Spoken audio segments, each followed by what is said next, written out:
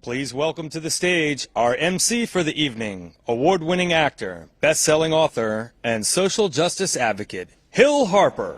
Hey everybody, hey everybody, hey everybody. Hello, DC. It is great to be here. Welcome, welcome. Please take your seats. I know you guys are making deals, doing big things. Take your seats. It's wonderful to be back in DC, y'all. I'll tell you, after about a four and a half plus year hiatus, my passport has been renewed, so I'm glad to be back in this wonderful chocolate city, to see so many beautiful folks.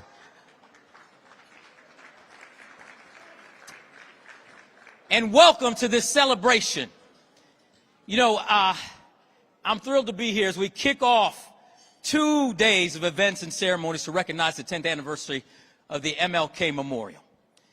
You know, it's been a momentous 10 years, to say the least. And we've seen the MLK Memorial transform into a gathering destination for visitors, world leaders, aspiring young leaders, and activists in our nation's capital.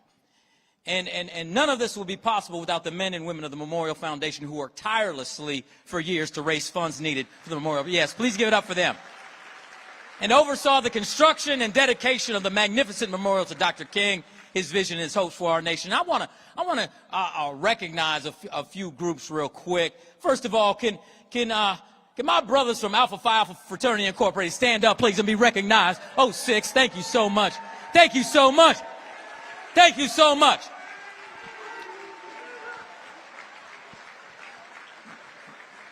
Don't hate, congratulate, please. And can I recognize my source from my mother's sorority, the Alpha Kappa Alpha Sorority Incorporated, please. And all of the Divine Nine, I recognize all of you. We love you so much.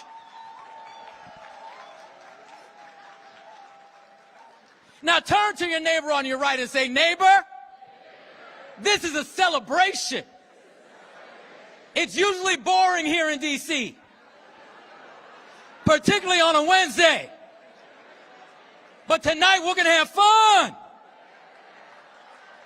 because we're celebrating the life legacy of Dr. King and this amazing memorial. So thank you so much, all of you. To kick off tonight's festivities, I'd like to introduce the chairman of the board of directors for the Memorial Foundation, the legend, Guy Vickers.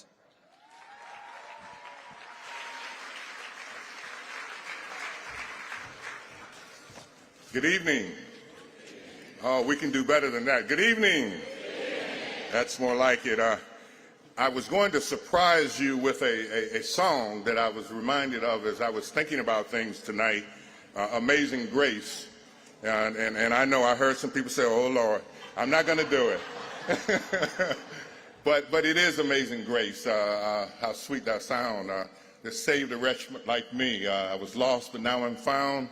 And, you know, it just is apropos for tonight, 10 years. I just can't believe that it's been 10 years since we dedicated and opened the memorial. And I was thinking about Aretha Franklin when she sang a song at our thing. But thank you, Hill, for that exciting introduction. And tonight we're gathered here to honor Dr. King's legacy and celebrate the monument in his honor. It's been a decade of tremendous growth for the Memorial Foundation as we have added responsibility and developed new programs. We have put our energy and focus into developing the new generation of civil rights leaders to follow in Dr. King's footsteps. This year, we named our first class of social justice fellows with bright and eager students from across the country who gathered this summer for an outline curriculum aimed at developing relationships, building a community, and giving them skills needed to become future leaders. The Memorial Foundation has had help from our 3 co-chairs for the 10th anniversary, Lionel Richie, Shelley Archibald, and the man I've worked alongside for years, Tommy Hilfiger. I want to personally thank Tommy for all of his work for the Memorial Foundation. The Tommy Hilfiger Corporate Foundation was one of the largest contributors to the Washington, D.C. Martin Luther King National Memorial Project Foundation, known as the Memorial Foundation now. Hilfiger's sponsorship was $5 million, including funds raised from a golf tournament and a concert at Radio Hall City Music Hall. It was our second and only to General Motors, who came in at $10 million. And so we were really excited to be involved with that. Tommy's focus has always been on three main tenets: education, health, and youth and culture. That desire to ensure everyone has basic human rights is a tribute to Dr. King's monumental life. I also want to thank everyone who's been so instrumental in the Memorial Foundation's growth and evolution. As a board member, we could not have accomplished what we have accomplished without your support. So again, I would like to thank you. Have a great evening, and we look forward to a great night tonight. Thank you very much.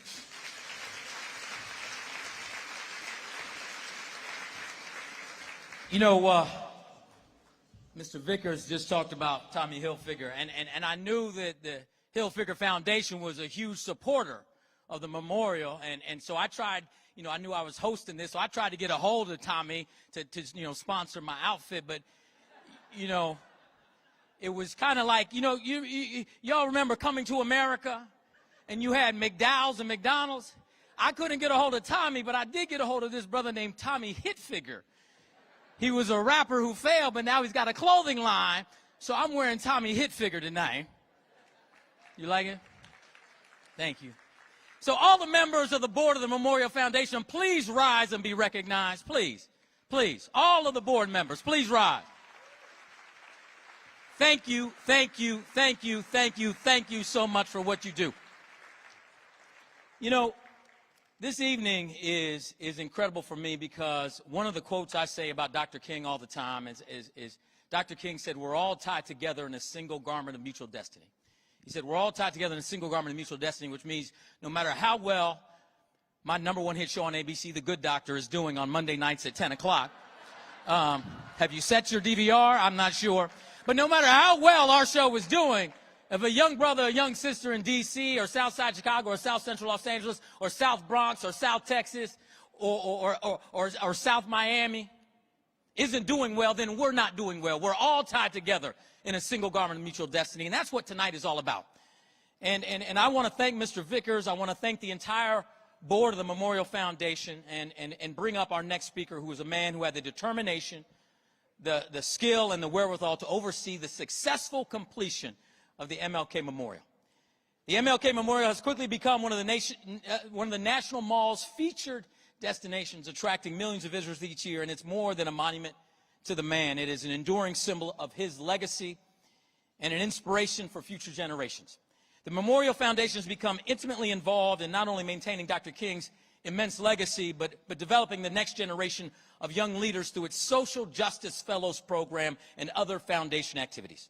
And so tonight we are here to recognize the impact the Memorial Foundation and the MLK Memorial have had, as well as the groundwork laid to ensure its work continues to reverberate around the world for years to come.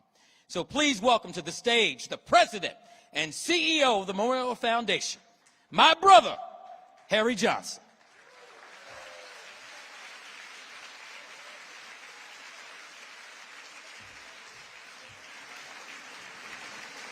Thank you so much. Thank you, Hill, so very much. Before I get started, I would like for us to take a moment of silence in recognition of the passing of one of our dear friends and supporters. General Colin Powell was a friend of this foundation.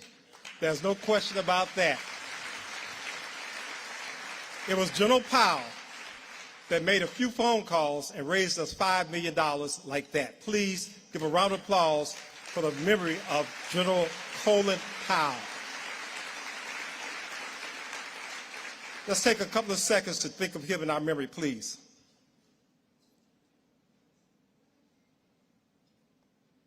God bless you, General Powell, and rest in peace and in power.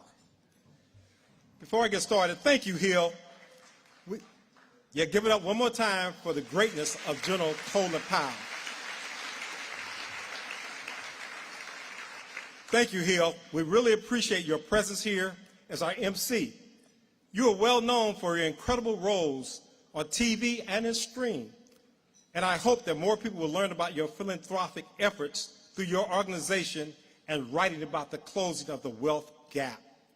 At this time, I would like for my wife and my family, Karen Johnson, Jennifer Johnson, and Nicholas Johnson, to please stand, because without them, I would not have been here to do and raise the money to help build the Martin Luther King Memorial.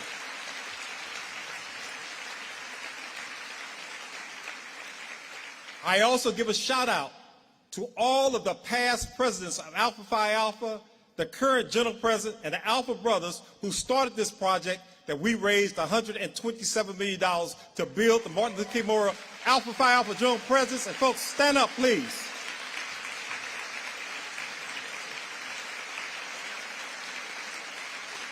Thank you. It has not been an easy task to get here to the 10th anniversary. As I am sure most of you know in the room, and those of you who have supported the Memorial Foundation are aware, getting a new monument built on the mall is no small task. And it was a Herculean effort from so many to turn that dream into reality. And that reality has become more gratifying than I could ever imagine. Over the past decade, we've seen the social justice movement and the fight for civil rights return to the forefront of our nation's mind. For too long, it felt that maybe some had taken that for granted, and that has made enough progress. But as Dr. King himself famously said, we shall overcome, because the arc of the moral universe is long, but it bends towards justice. We saw the impact of Dr. King's memorial on full display last summer, when it became a gathering point for the social justice protests. The memorial became a symbol of hope and of what could be if we all work together. I look forward to many more decades of Dr. King's legacy, bringing people together. To everyone who helped make this happen, I am eternally grateful. One thing I'll say, for those Sheila Jackson Lee, Bob Stanton, names go over, who come out and join us on Dr. King's birthday, on April the 4th, we can't buy good weather on that mall. We just can't. Earthquake, hurricane, 25 degrees in April, we just can't buy good weather. But God has seen fit that tomorrow will be one of the best days in Washington, D.C. as we come to celebrate the 10th anniversary of the opening of the Martin Luther King Memorial. Thank you so very much. The next person on our program, without hyperbole, one of the most successful, including famous singers on the planet Earth. Lionel Richie grew up in Tuskegee, Alabama, and attended Tuskegee Institute. Though he once considered studying divinity to become a priest in the Episcopal Church, he decided on music, and the world has a much better soundtrack because he did. He was a founding member of the Commodores in 1968, which produced hits like Brick House, 3 Times a Lady, and that was only the start for him.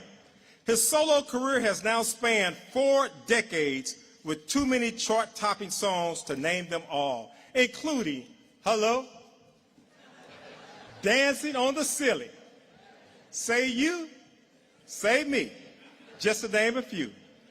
He is currently a judge on American Idol, the latest chapter in an absolutely remarkable career that has made him the titan in the music industry. While we wish Lionel could have joined us here in person today, we are honored to have him join with his thoughts via satellite. Please, Lionel Richie. Good evening, everybody. I'm Lionel Richie. Thank you so much, Harry, for those kind words.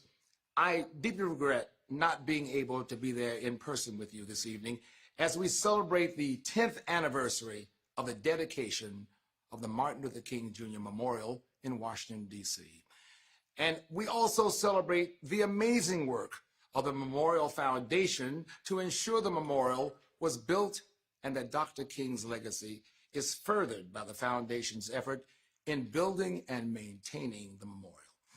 The memorial has become a destination in our nation's capital, with Dr. King taking his rightful place on the National Mall next to Abraham Lincoln and George Washington, with a monument in his honor. Now, one of the reasons that so many people come to experience the MLK Memorial is because of the 14 quotes by Dr. King inscribed on it. The oldest of these quotes was included by remarks from Dr. King in 1955, when I was, surprisingly to say, only 6 years old. Whenever I'm in Washington, D.C., I visit the memorial and am amazed at the diversity of the visitors and the smile on their faces as they read in reverence the quotes and what they stand for. Democracy, justice, hope, and love.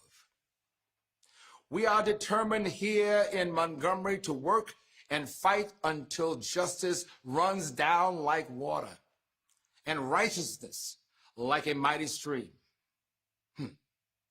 It's remarkable to realize that Dr. King spoke these words nearly 70 years ago, and every word still rings as true today as it did then, except it's not only Montgomery that is home to the determined. Today, leaders are working and fighting for equality and social justice, not just across the United States, but indeed around the world. From big cities to small towns, they are encouraged by the belief that a better world is truly and realistically possible, but only if we live, love, and work together. That is why I'm so honored and privileged to be one of the Memorial Foundation's co-chairs for this 10th anniversary celebration with Shelley Archambault and Tommy Hilfiger. Each of us has witnessed change within our own professions, whether it's fashion, technology, or entertainment. And we commit to do all that we can to push for more. Tonight is an opportunity to celebrate what we've accomplished so far and the incredible work that the Memorial Foundation has done to educate, stimulate, and support the next generation of leaders. It's also an opportunity to look ahead, to understand how much work is left and how much more we can all accomplish when we're moving in the same direction together. Though I'm not in the room with you this evening, I am with you in a spirit of commitment. Here's to a successful first decade and to many more successful decades to come for the Memorial Foundation and its critically important work. And now it is my great pleasure to welcome to the stage my spectacular colleagues, great supporters of the Foundation's work, Shelley Archambault and Tommy Hilfiger. Take it away.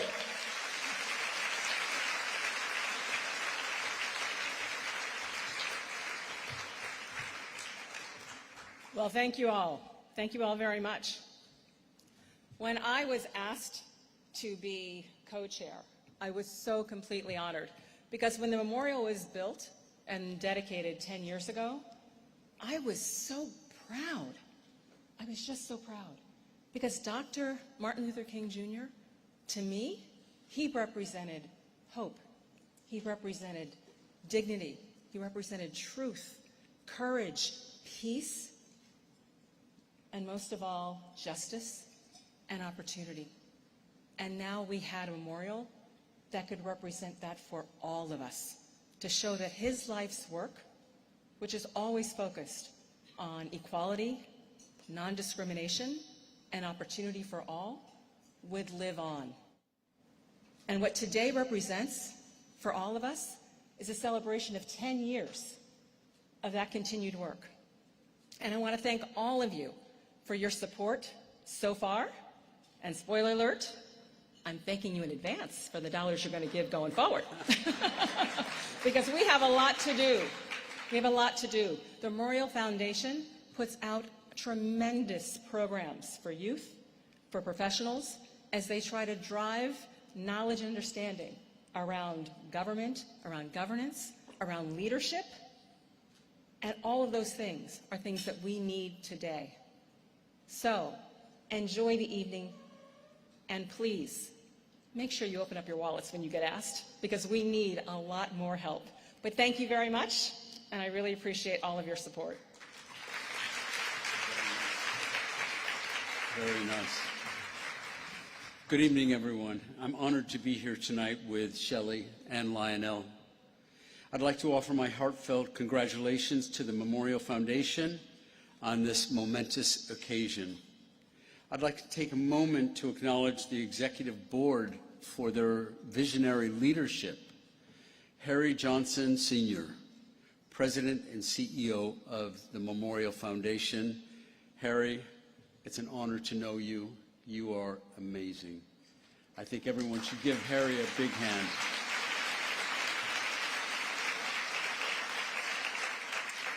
Guy Vickers, Chairman of the Board and President of our PVH Foundation, and my friend for 57 years now, Guy? A long time. We grew up together, and we've been friends ever since. Maybe it's more than 57 years. I'd like to thank all of the company sponsors for their support, the work that the foundation is doing through their social justice and educational programs is crucial and empowering. 10 years ago, I had the honor of paying tribute to Martin Luther King Jr.'s inspiring legacy by contributing to the building of this historic memorial. Since then, the memorial has been an eternal symbol of Dr. King's message of freedom, quality, equality, and justice. He taught us that every voice can make a difference, and I've been continually inspired by Dr. King and the principles he exemplified, bringing people together and valuing each and everyone's individuality. I feel blessed and fortunate to have been given this opportunity, and it deepens my appreciation for remarkable organizations like the Memorial Foundation, which are fully dedicated to building a better future for everyone. Thank you very much, and open the wallets. We need more. Thank you. Give it up for this amazing group of co-chairs, Lionel Richie, Ms. Shelley Archambault, Mr. Tommy Hilfiger. I know, you know, Tommy makes a good point right there. I know a lot of y'all been spending, your stimulus money at Louis and Gucci. Have they written a check to the foundation? We need to find out. Don't say, oh. Whatever you spent on them this past year, you got to write that check tonight to the foundation. Y'all got quiet on me for a second. Well, I just want you to know that tonight is not just a night where we are celebrating this amazing memorial. We also are going to educate you a little bit. As many of you know, Dr. King was a proud member of my fraternity, Alpha Phi Fraternity Incorporated. And we have a saying, we talk about, keeping it on the shield. And I'm actually going to release some things about Dr. King that you may not have known that we have kept on the shield for many years, you see. Yeah, I'm going to talk about it. In fact, I got a question. How was the wine tonight? How was it? Because Dr. King loved wine, you see. But he would only drink Thunderbirds. Did they serve Thunderbirds tonight? Because that's how we truly honor Dr. King. Okay, we'll keep it on the shield. We'll keep it on the shield.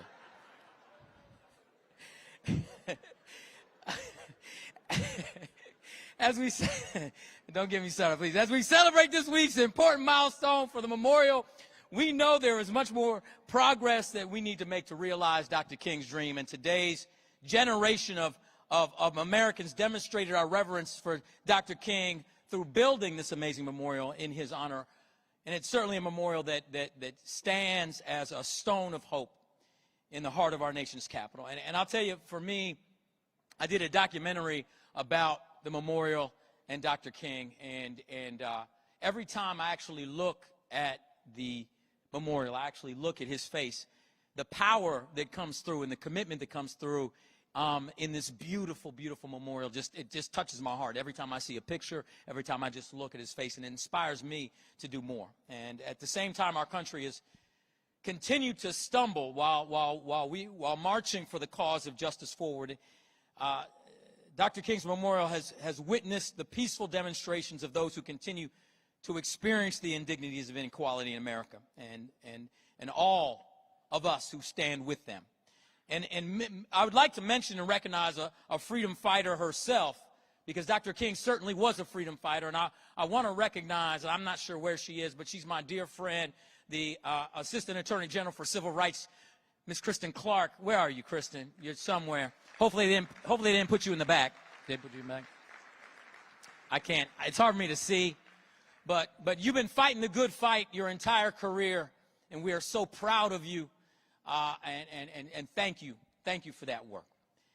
You know, as we move forward, one of Dr. King's sustaining forces was his faith. And as he led our world along the long arc of the moral universe, that's why we are so grateful for the presence this evening of a man who I have so much respect for.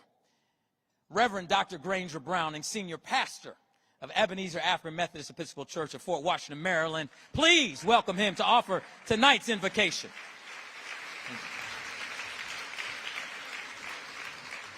Let's bow our heads in a word of prayer. Eternal God, our Father, we thank you for this food and the legacy of Dr. King. Amen. Oh, wow. That's why I love the Reverend. You know what the Reverend just did?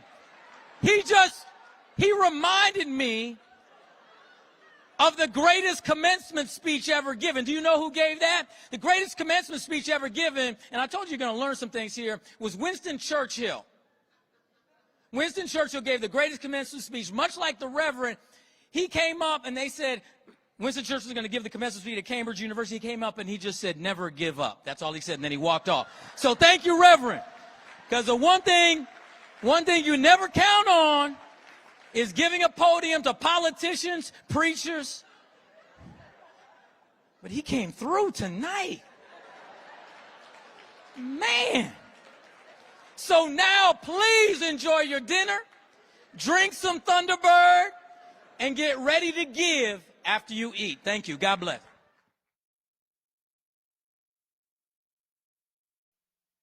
Please welcome back to the stage, Hill Harper. Hey, everybody. How was your dinner, everyone? Fantastic. I had the rockfish. I thought the rockfish was wonderful. Just say, yes, please take your seat. So that's a great picture there. Fantastic. That looks great. Please continue. So listen, I want to bring out right now someone who is a true hero for all of us, someone who is a living legend. And what if I told you that my name Hill comes from my grandfather on my mother's side, a man by the name of Doc Hill, who had a pharmacy in a small town called Seneca, South Carolina, that served the black community during Jim Crow segregation when we couldn't go to Rexall or Walgreens. And I many times during the summer I would spend in Seneca, able to see him trade prescription medicine for potatoes or chickens that folks who couldn't afford their medicine. He would answer the phone, Piedmont Pharmacy. It was called Piedmont Pharmacy. Piedmont Pharmacy. And people loved Doc Hill. And Doc Hill had two daughters, my mother, Marilyn, Dr. Marilyn Hill Harper, and another daughter named Ursel, who was 4 years younger than my mother. She's my aunt. Both of those daughters went to a place called Mather Academy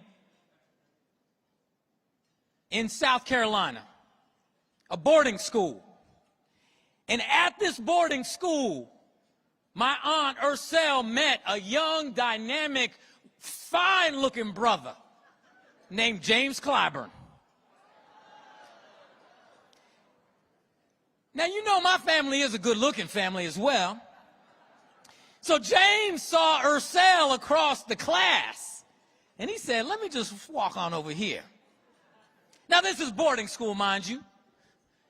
But let me just say this.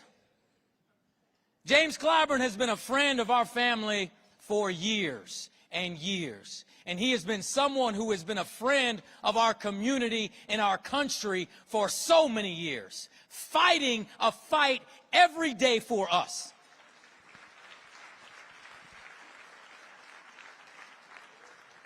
He is truly a great American and one of the greatest I know.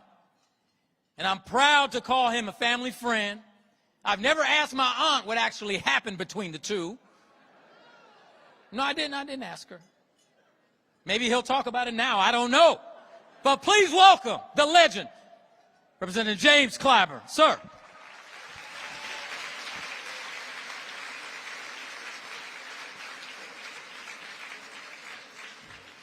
Thank you very much, Hill. I'm glad you never asked a question. But Hill is right. I knew his grandfather real well, his mother, Marilyn, and Ursel, with whom I came close to eloping. But I've known this family for a long, long time, and I appreciate his friendship. I want to thank my colleagues who are here. The chair of the Congressional Black Caucus, where is she? Madam Chair, Joyce Beatty. I know that the chair of the Education and Labor Committee, Bobby Scott, is here. The chair of Financial Services, Maxine, where's Auntie Maxine?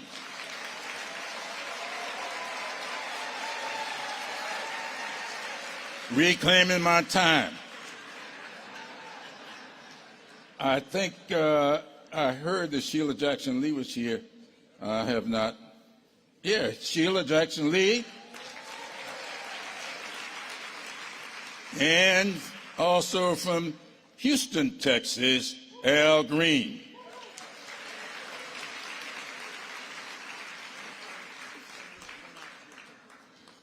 I understand that my homeboy was, well, just to the south of me, with whom I spent some time last evening, the history-making Senator Warnock of Georgia.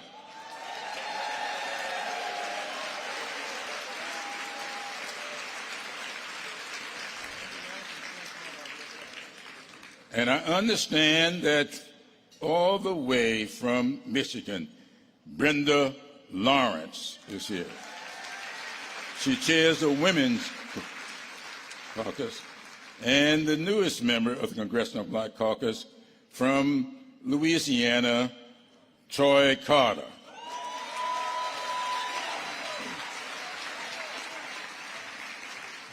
I apologize if I've missed anybody, but I've just had both my eyes done, and so if you see water running, it's not because I'm crying, though there's enough going on the Hill to cry about. But thank you so much. I'm not going to be as short as the invocation was this evening, but I will not be much longer. Martin Luther King Jr. was to all of us in my generation the most admired person on earth. I first met him the weekend of October 15, 1960. I met King and John Lewis the same weekend. And I started reading. You know, many of you recall, if you saw the movie Selma, you saw that there was some friction between the younger, those of us who were founding members of SNCC, the Student Nonviolent Coordinating Committee. I understand there are some others here. And, of course, SCLC. And we had met up in Raleigh, North Carolina. I saw some Raleigh people here at Shaw University in the spring of that year.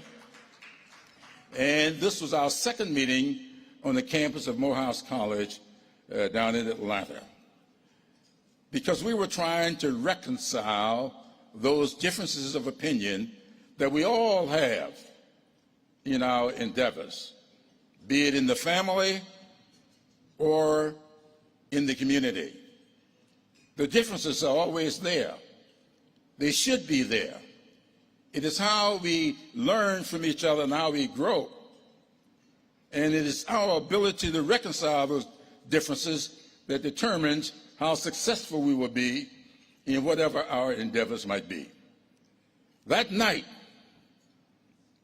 we requested a meeting with Dr. King. He came to the campus early in the evening and agreed to meet with us at 10 o'clock that evening after the programs were over. He agreed to give us an hour. We entered the dormitory room around 10 p.m., and when we left, it was around 4 a.m. the next morning. I had what I like to call my Saul to Paul transition that evening. I have never been the same. And so I started studying and reading everything I could about Dr. King, all the way from Stride Toward Freedom to his last book, Where Do We Go From Here? Chaos or Community.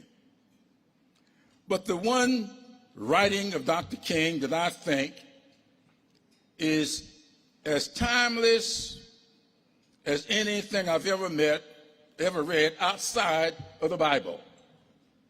And it was his letter from the Birmingham City Jail.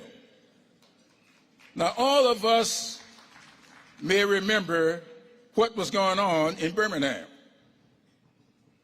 Dr. King was there to support efforts of the local community to get rid of what can easily be called apartheid. And he was asked to leave. He received a letter from 8 white clergymen who said to him that they thought that his cause was right, but his timing was wrong. And King sat down to answer them. You remember the story. They did not give him any paper to write on, so he took the newspapers and he started answering them in the margin of the newspapers. And in all of that letter, he dealt with the whole issue of time. And here is what King wrote. King wrote that time is neutral. Time can never be right. It can never be wrong. We can either use it constructively or destructively. And then he said that he was coming to the conclusion that the people of ill will in our society were making a much better use of time than the people of goodwill.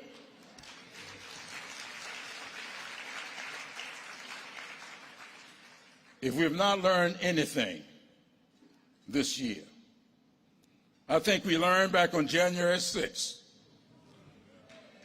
We learned back on January 6th how effectively the people of ill will are using their time. And our response must be a better use of our time. Because King concluded his thought on time, that we are going to be made to repent in this generation, not just for the vitriolic words and hateful deeds of bad people, but for the appalling silence of good people. And so tonight, as we celebrate this great achievement, really laid by the foundation, it's hard for me to say this, of Alpha Phi Alpha.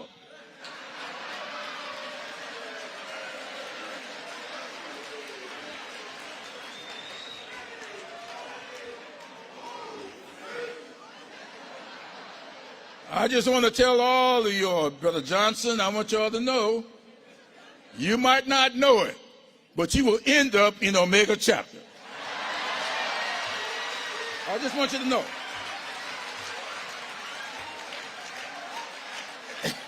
And so as we celebrate this great achievement by this great fraternity and so many people across this great nation, I want you to keep in mind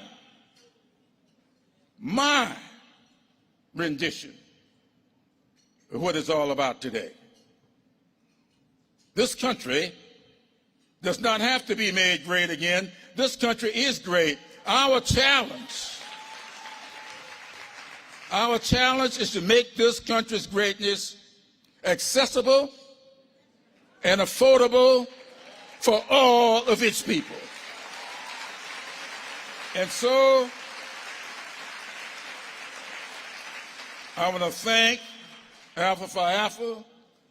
I want to thank the sponsors of this evening.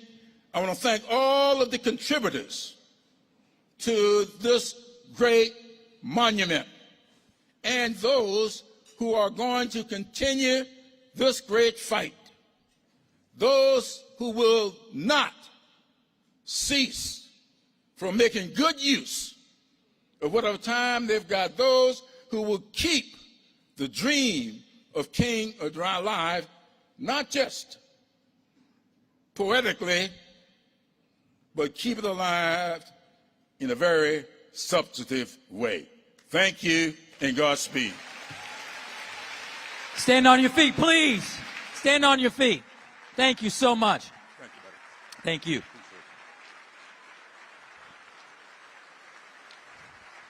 We love you. We love you, Brother Clyburn.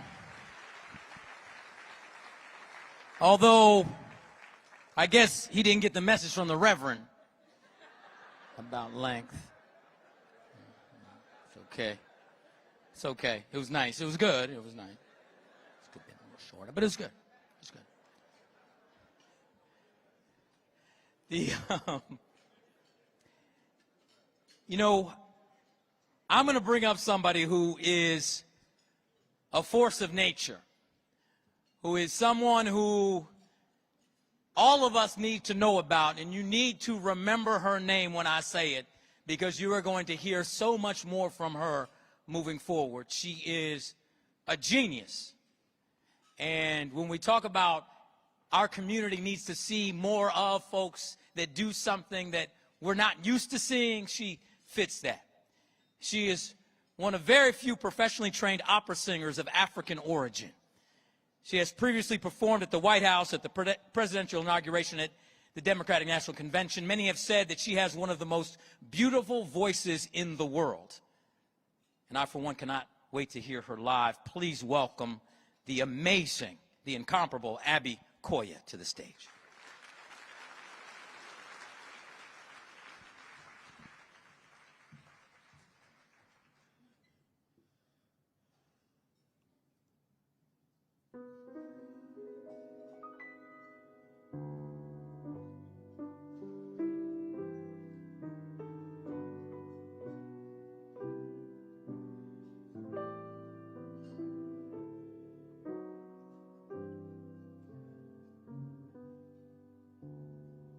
Nobody knows the trouble I've seen.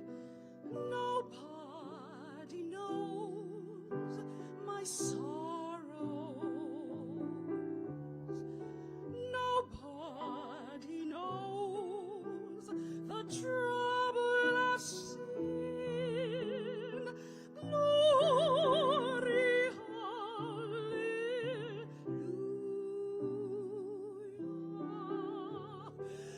Nobody knows the trouble I've seen.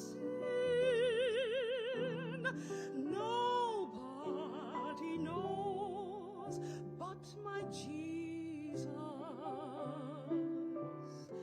Nobody knows the trouble I've seen. Glory, hallelujah.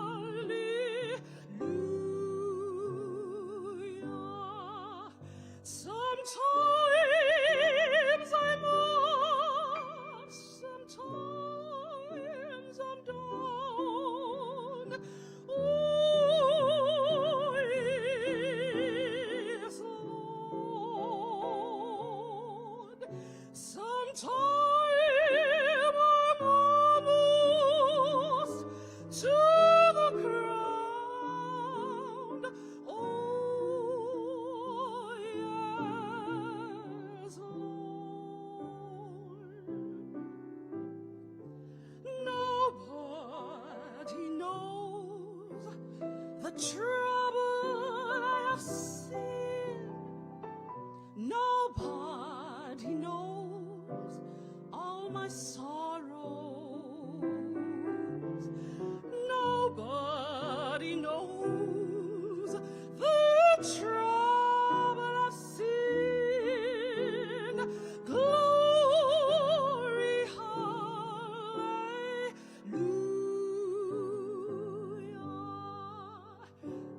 If you get there before I do, oh yes, Lord, tell all my friends that I'm coming through. Oh yes, Lord. Nobody knows the trouble I've seen. Nobody knows all of my sorrows. Nobody knows the trouble I've seen. Glory,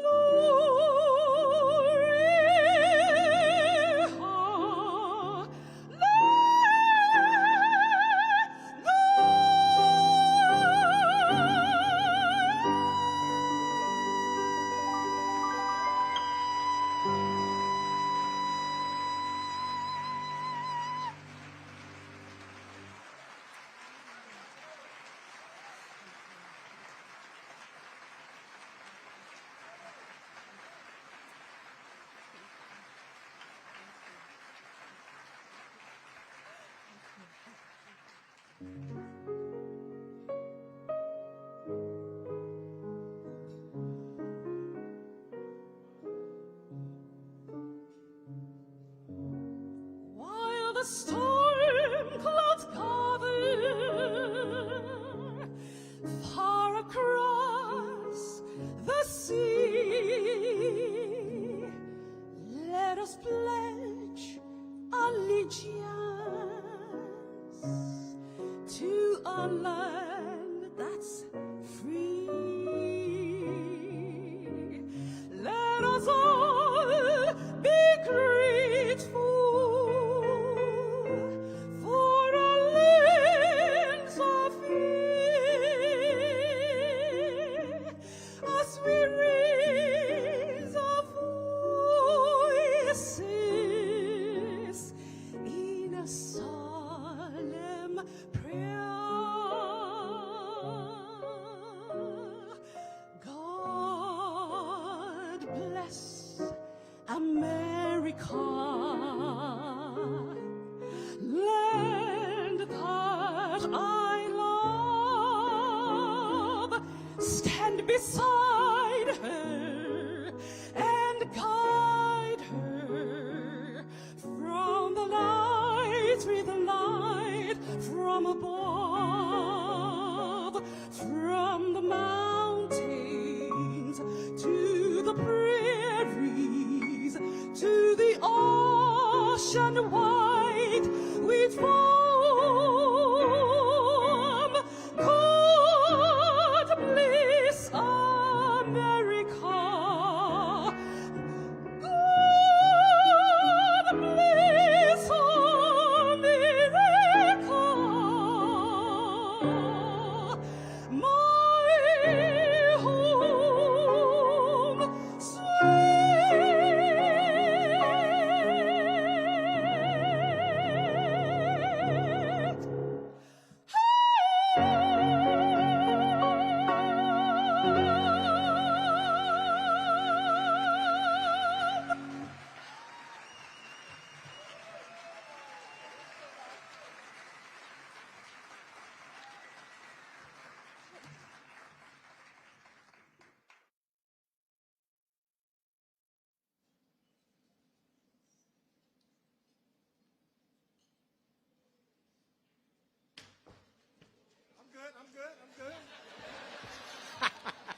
I'm nimble. Now, I have to follow that. Abby, I met Abby years ago when we first started building the memorial. Saw her at a performance and have been asking her to do things for us ever since. Give it one more round of applause for Abby. And now, I'd like to turn our attention to our sponsors, who are the reason we are able to be here tonight for this wonderful celebration. Without their support, there is no Memorial Foundation. Without our sponsors, there would not have been no Martin Luther King Memorial. Let us now roll the video from one of our great presenting sponsors, Centene. Hello, I'm Michael Neidorff, Chairman and CEO of the Centene Corporation. While I am unable to join you in person this evening, I am honored to share a few thoughts on this momentous occasion. 10 years ago, the memorial started as a vision to inspire all of us to embody the legacy of Dr. Martin Luther King Jr. by incorporating democracy, justice, and hope and love, and commit to them as part of our everyday lives. Today, that vision and mission is deeper and broader, providing programs committed to social justice and guided by the principles advocated by Dr. Martin Luther King Jr. In line with that noble mission, Centene Corporation believes that successful corporate citizenship is defined by investments in institutions and organizations that address the diverse needs of our communities. Centene has taken intentional action to work with our partners in the community to champion inclusive policies that promote equality across all segments of our corporation and society.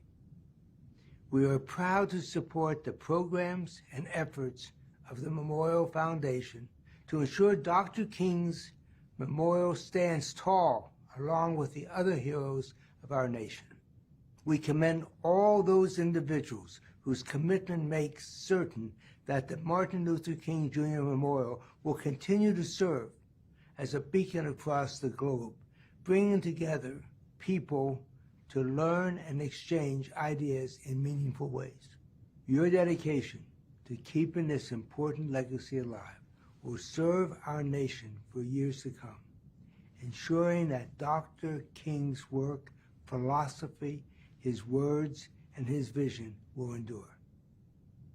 Now I would like to introduce to you Centene's Senior Vice President of Medical Affairs, Dr. Vincent Nelson.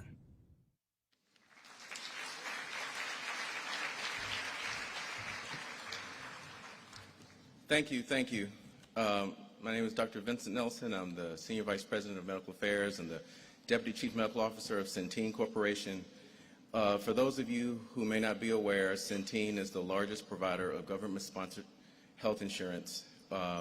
And so on behalf of Centene, our over 70,000 employees, and those that have, and my colleagues to the right of me, we are so grateful and honored to be here for this very, very special occasion.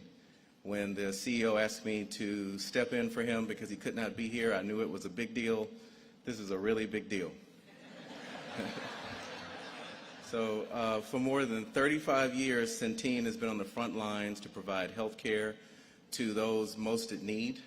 Not only health care, but we close those social determinants of health gaps that we're all hearing about and sort of rediscovering, whether it's housing, food, clothing, transportation. We are deeply committed to all aspects of not just health, but enabling us all to live the best life that we can while we're here.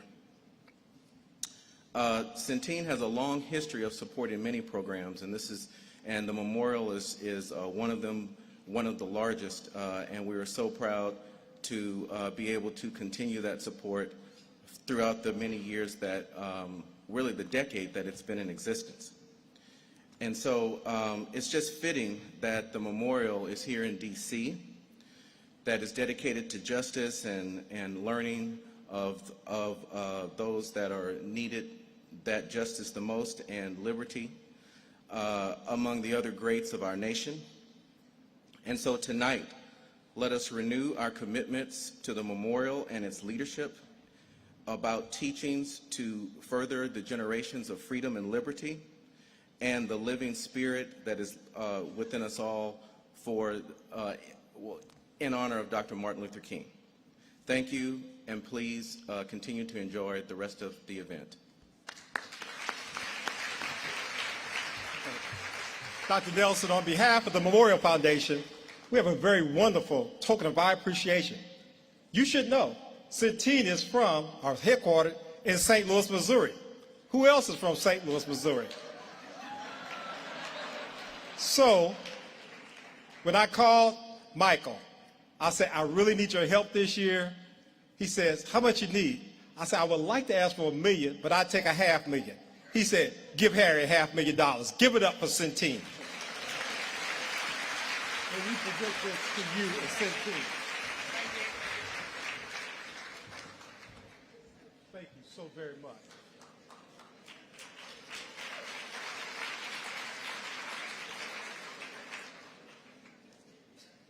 We good? Thank you.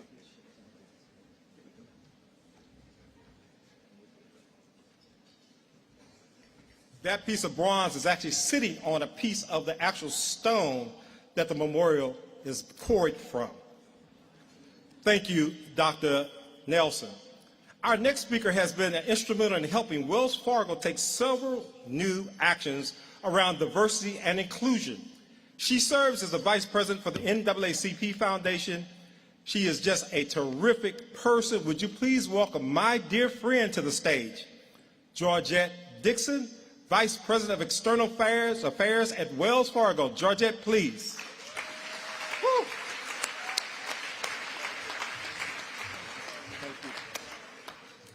Thank you, everyone, and good evening. And you know, they're telling me that, Gigi, when things happen, you need to tell folks. And I was a vice president about 20 years ago at Wells Fargo. I'm an executive vice president. And I am head of external engagement, and I am extremely proud to be here tonight. I've also been told backstage I need to buy a little time for my buddy Hill Harper. So while I'm buying time, I'm going to just say this. Hill and I go way back. Hill is my brother from South Carolina. His roots are from South Carolina. My mother was from Greenville, South Carolina. And listening to our Congressman, Jim Clyburn, brought back memories of my mother. I lost her a year ago in April. But my mom had me out with Lenny Springs on the back of a truck in Greenville, South Carolina, with a bullhorn, getting people out to vote and supporting Jim Clyburn.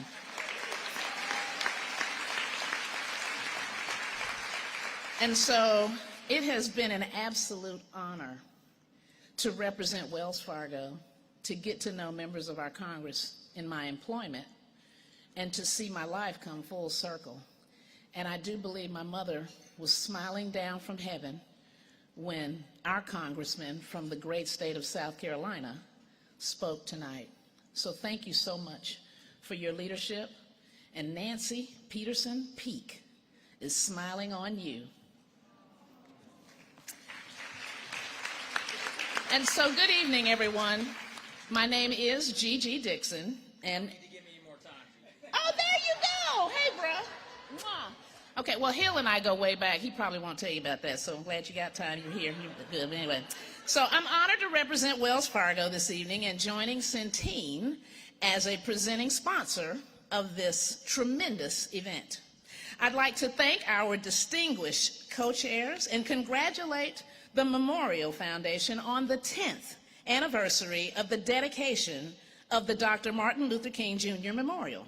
And I would be remiss if I did not acknowledge my dear, dear friend and the stellar leadership and commitment of Harry Johnson Sr.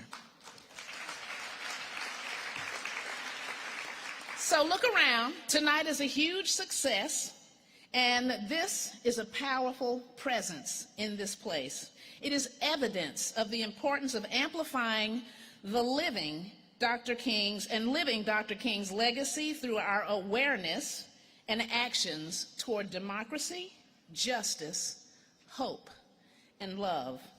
We're grateful for our MLK Memorial on the National Mall as it stands tall, a beautiful and majestic symbol of hope and inspiration for people around the world. Wells Fargo is a proud partner of the Memorial Foundation and its programs. We are especially proud to support the Social Justice Fellows Program, which prepares future leaders to continue the work of moving us forward in the fight for social justice and equality. Congratulations to the inaugural class of emerging leaders. Let's give them a round of applause. Leaders, we look forward to the greatness you will bring in every sector of our society, in business, in politics, and in our communities. At Wells Fargo, our job is to help people succeed financially. We strive to support our customers with programs, products, and information that will help them move forward in their journey to reach financial goals. It's also important that we support our communities in ways that will create greater economic opportunity for those who really need it. Because of the Memorial Foundation, we have an incredible structure to honor the legacy of Dr. Martin Luther King. And so again, congratulations and thank you for allowing Wells Fargo to be a part of such important work and such a great legacy. Have a good evening. Yeah. Do you have gifts for me? Oh, goodness. Yes. It's very heavy. Well, you know what, Frat? Deltas like gifts. We will ship this to you. Oh, my gosh.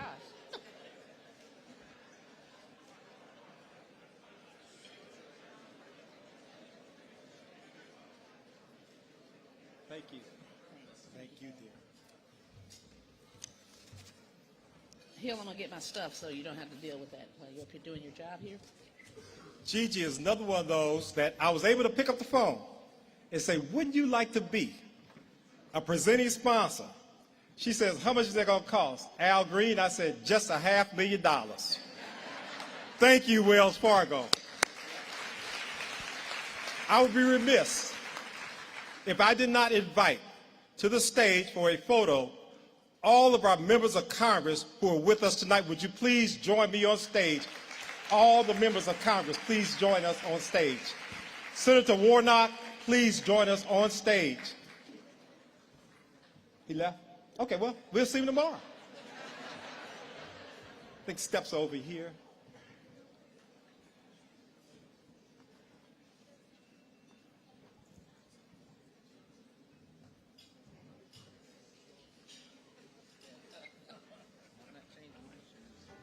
I could not go back to Houston without Sheila Jackson Lee and Al Green. And for the alphas in the house, Sheila Jackson is an Alpha Phi Alpha lady. Right. We thank her so much. We want everybody over here.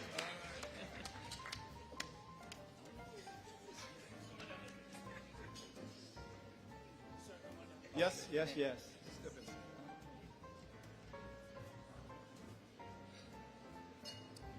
Okay.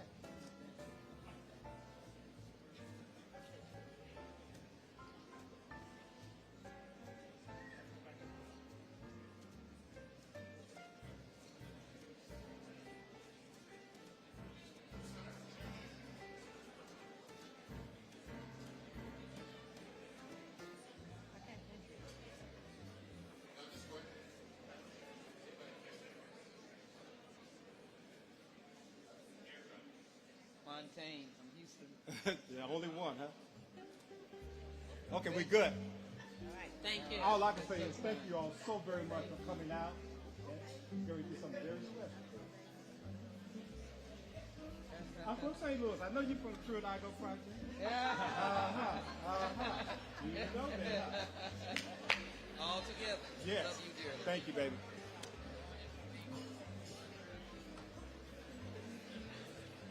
We're going to continue thanking some sponsors. However, before I do that, we have another very, very special guest in the room with us tonight. We have the Honorable, the Prime Minister of the Bahamas, His Majesty, His Eminency, Philip Davis. Are you in the room? Would you please come up? I think he has a special presentation that he would like to make. Please welcome the head of state of the Commonwealth of the Bahamas.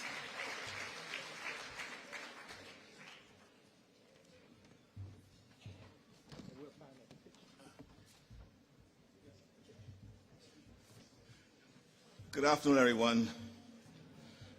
It is indeed a pleasure to be here this afternoon. I recognize and pay my respect to all of my political colleagues, the congresspersons who are here tonight, the civil rights leaders who are also here.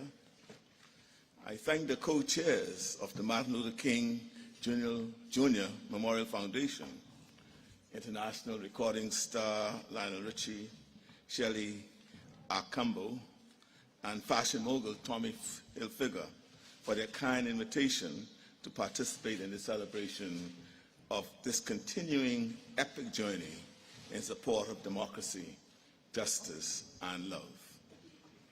Even though the mortal body and voice of Dr. Martin Luther King were violently silenced by an assassin's bullet in 1968, the paradox of his life looms large generations later, well into the 21st century. We are here to celebrate Dr. King's legacy of democracy, justice, hope, and love. I often say when I deliver tributes at memorials and funerals that death is not a full stop. It is rather a comma in the sentence of our lives. And the intergenerational and global impact of the life and work of Dr. Martin Luther King for positive change some 53 years after his death attests to this fact. He continues to live on through his messages of equality, democracy, social justice, hope, and love, which are as relevant today as they were during the turbulent 50s and 60s. His life's work and teachings propelled social and political revolutions, not only here in America, but throughout the Caribbean, Central America, and Africa.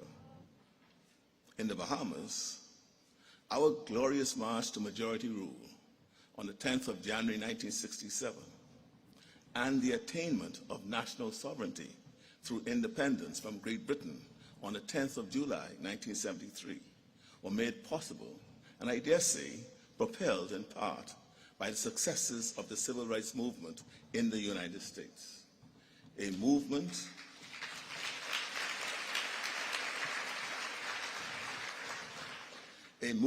and revelation that Dr. King will forever be the leader and symbol of. Many countries around the world owe Dr. King a debt of gratitude for his selfless contributions to the advancement of social justice, democracy, and the general humanity of the marginalized and disenfranchised, both in the industrialized world and the developing world. He remains a global agent of change, an icon to this day. So on behalf of the government and people of the Commonwealth of the Bahamas, I thank Dr. King for his sacrificial work of conscience and for paying the ultimate price as he courageously stood in the vanguard of change, not for personal gain, but for the benefit and advancement of generations yet unborn. He was a friend of the Bahamas. And I would like to present this artist rendition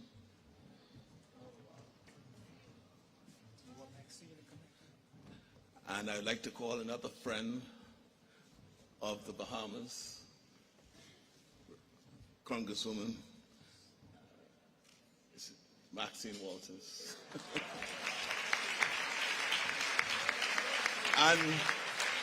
and my wife, Anne-Marie, Sir Franklin, and Sherry. Will you join me as we present this to the memorial? Yes.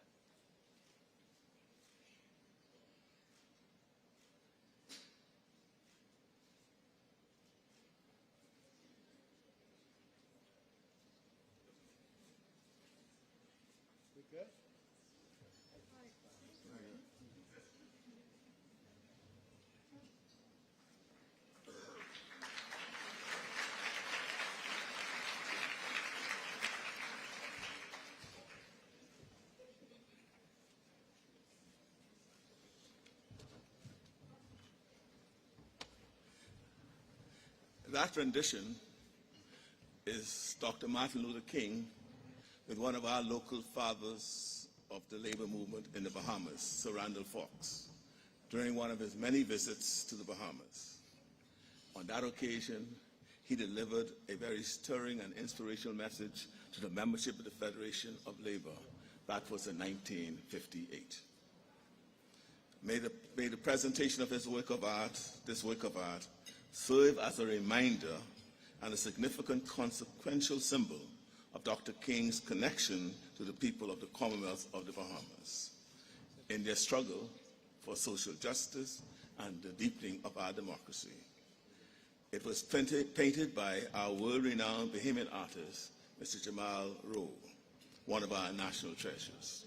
We also have a montage of several other pictures of Dr. Martin Luther King whilst he was in the Bahamas, and the final act in his commemoration was a bust that was laid in the waters of Bimini, where he fished on many occasions, the flats where he went to do his fly fishing.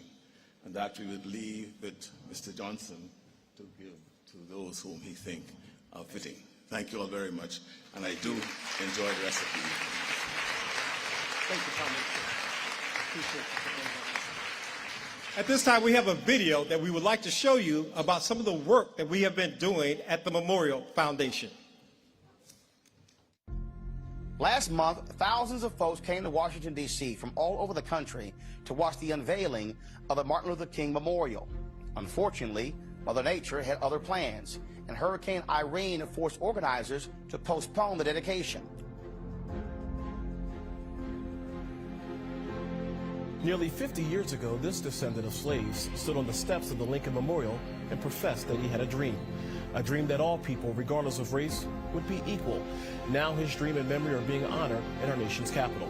With me now is Harry Johnson, President and CEO of the Washington, D.C. Martin Luther King Jr. National Memorial Foundation.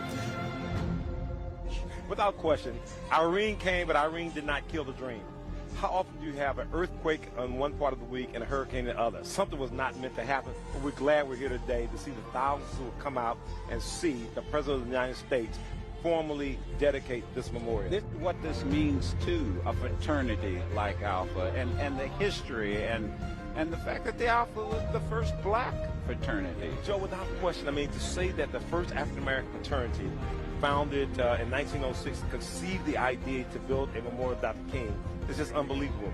I don't think we believe we can do it. We would go to conventions and rolling noses every year. We're going to build a memorial to Dr. King. Yeah, right. Here's $20. Leave me alone. But then when it got pushed through Congress and we got the land, then the determination set out and said we could do this. I believe in the minds of those 5 guys who thought we should do it. Let's raise $1 million and do this. $120 million project. An earthquake and a hurricane may have delayed this day,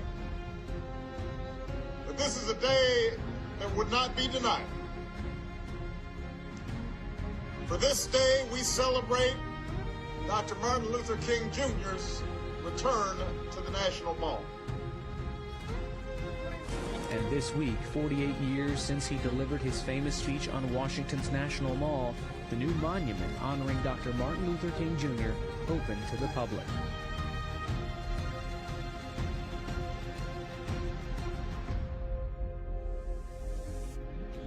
We now celebrate the 10th anniversary of a memorial which stands to remind us all that democracy, justice, hope, and love require our continued effort to achieve. This living memorial has inspired a new wave of initiatives, including our inaugural Social Justice Fellows program, which united 50 like-minded emerging leaders standing on the forefront of community activism around the country.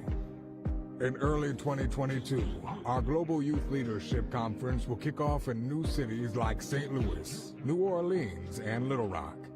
And under the bright stars of DC Summer Nights, our Films at the Stone movie series brings hundreds out to watch feature films.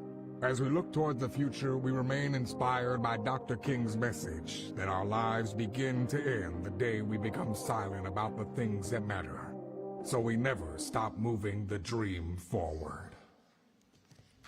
Thank you so very much. Now it's time for everyone to help us. Tonight, you had a great meal, did you? Was the meal good? Please clap. How was the wine? Was the wine good? Being that the wine was good, the food was good, let us put up something so we can show you how to give and help us do our programs. Send up the text messaging. We would like for you all to help us tonight raise $250,000. Yes, Brother John, I think they can do that. I think so too. I think so too, because there's a table. Well, there's table. Let's look at table. Oh, table 22. Turn up the house lights. Is that table a little 22? Bit. Turn up the house lights. Hold on. Table 22. I was told table 22 was a big money table. I was told this group of alphas, hey, Brother Johnson, 22 is going to text right now. Let's see what 22 can do. Go to your text. Go to your text and let's text. Well, I want to see 21. You can't let 22 beat you. We got all the alphas over here, don't we? This is the VIP section. But let's take out the phones. If your phone's not out, you're not really participating right now. I don't see your phone out over here. Oh, you all took your table number down.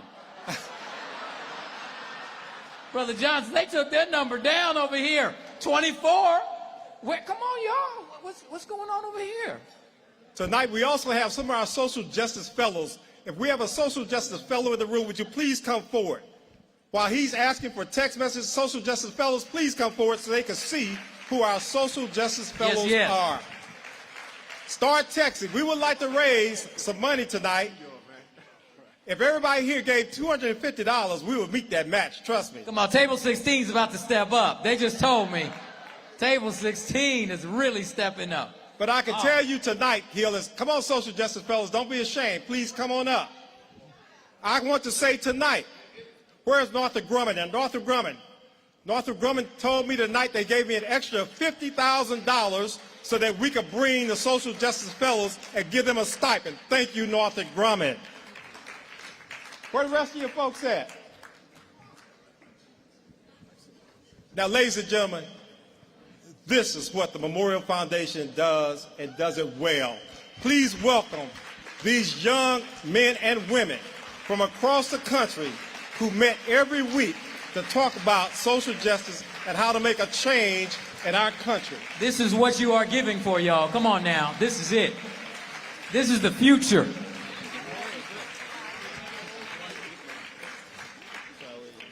Thank you all so very much.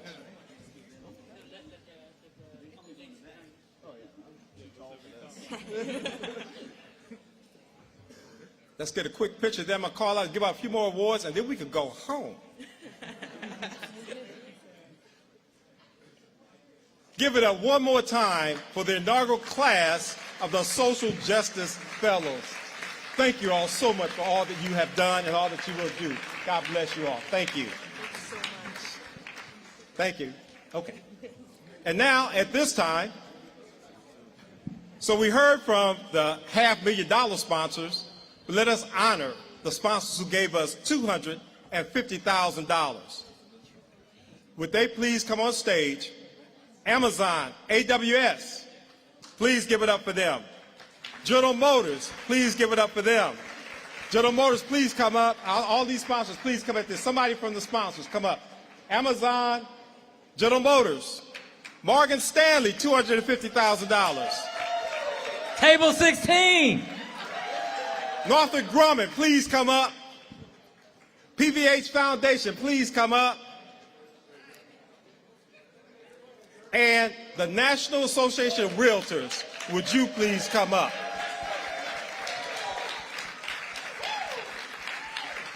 And early on tonight, a press release was going out tomorrow from Cross River Bank, a little small bank in New Jersey. They gave us $250,000. One branch, $250,000. Cross River Bank, would you please come up?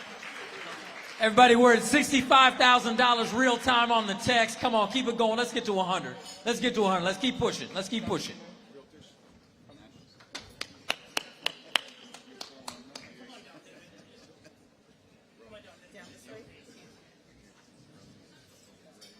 Now, folks, this is $2.5 million up here. Let's give it up for them.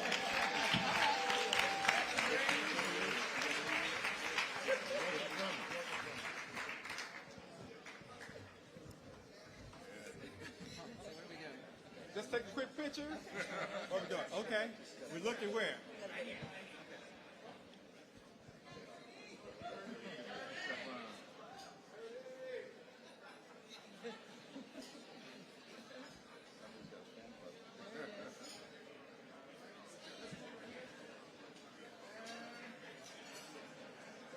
And for $250, you can say something if you like.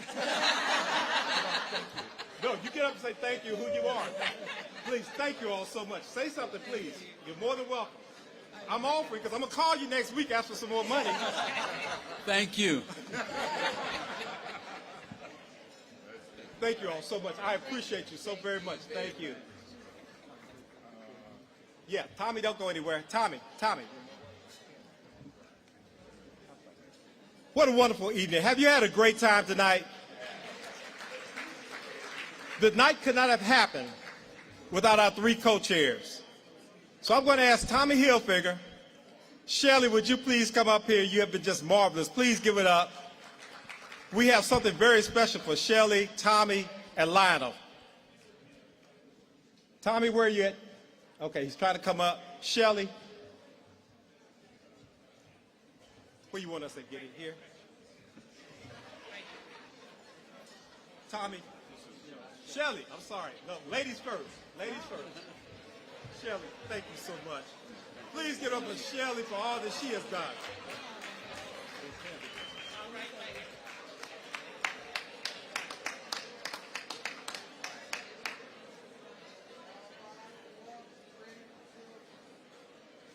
Thank you so much. Would you like to say something? I can't hold that thing. Tommy, this is me. Thank you very much, everyone. This is quite a surprise and an honor. I appreciate it. Let's take a picture. Okay, a little bit. This thing is heavy. I know. I'm sorry.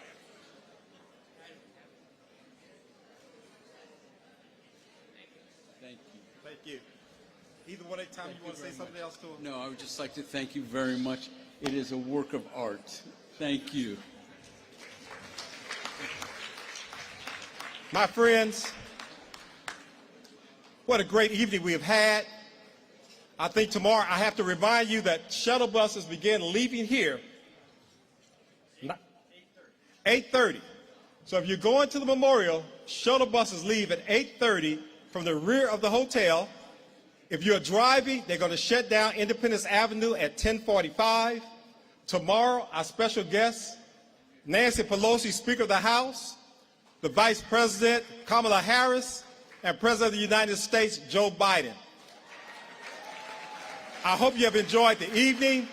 Thank you. Have a good night. Be safe. And we will see you tomorrow at the Martin Luther King Memorial. God bless you. Hill Harper. My brother, thank you so much. Please close this out. God bless everyone. Have a wonderful night. We'll see you tomorrow.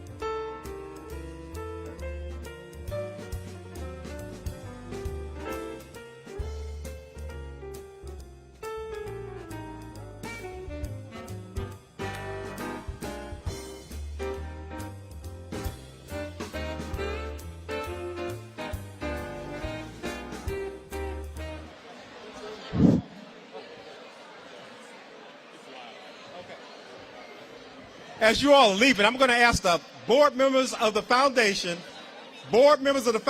please come to the stage. Former board members of the Martin Luther King Memorial, would you please come to the stage? Board members and former board members, please come up to the stage. Staff. And staff as well. They keep cutting the mics off.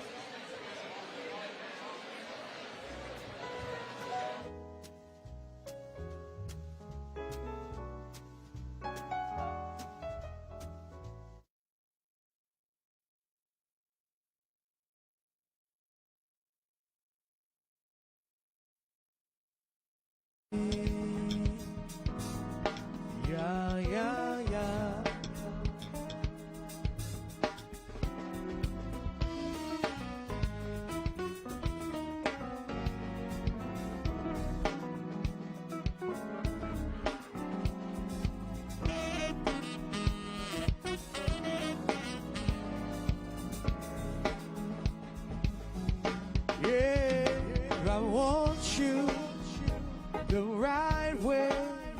I want you, and I want you to want me too. Want you to want me, baby, just like I want you. Oh, I give you all the love I want in return, my darling. But happy love is all I see. Ooh, it's too bad, just too sad. You don't want me now. I'm gonna change your mind some way, somehow, lady. Yeah, I want you the right way. I want you, and I want you to want me too. Yeah, I want you to want me, baby. Yeah, just like I want you.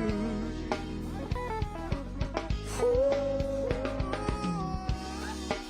this one we love, just a fantasy.